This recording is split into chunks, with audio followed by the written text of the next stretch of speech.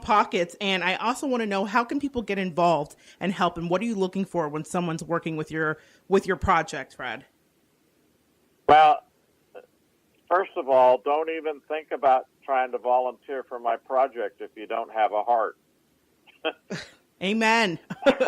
Come with heart. What we do is a passion and love for our veterans. And I just looked this morning to verify, we have about 3,500 volunteers across the nation now and supporters. And that's what we live on, is small donations that come in off our website and off our other things. Right now, we're not having to pay for the funeral or anything. That's all covered by Title 38 and the urn and the casket. But all of our research work, all of our computers, all of our other stuff, there's obvious expenses, and it all comes out of everybody's pocket, even for the gas.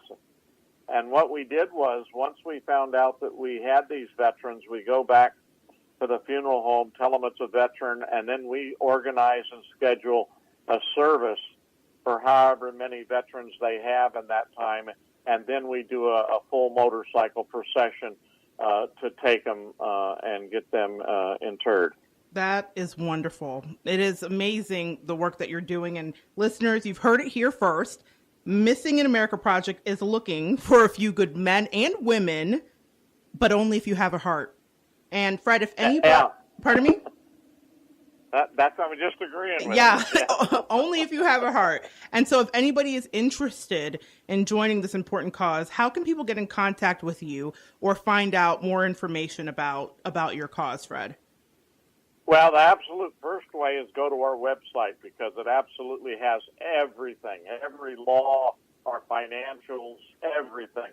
And that's www.miap.us.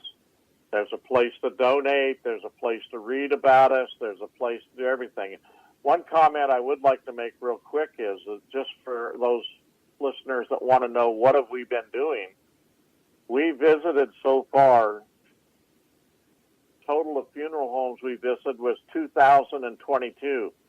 Keep that in perspective. There's 23,000 funeral homes in the United States.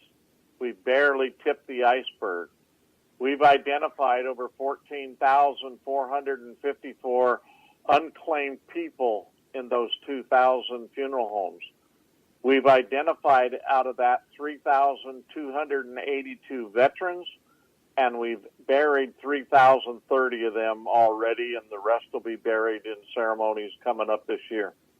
Amazing, amazing numbers, guys. He's just now tipping the scale. This Missing in America Project is just now starting to chip away at this incredible gulf of veterans that have been not found or not properly buried or not cared for or shown compassion, like we talked about at the top of the show. So if you're interested in getting involved in a worthy cause, contact or look up Fred at www.miap.us,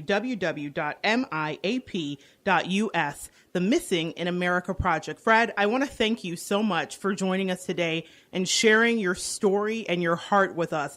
I wish there were a million Freds that we could clone, because the work you're doing is incredible and selfless. So thank you for being here with us today on Evolve. Thank you very much for having me, Monette.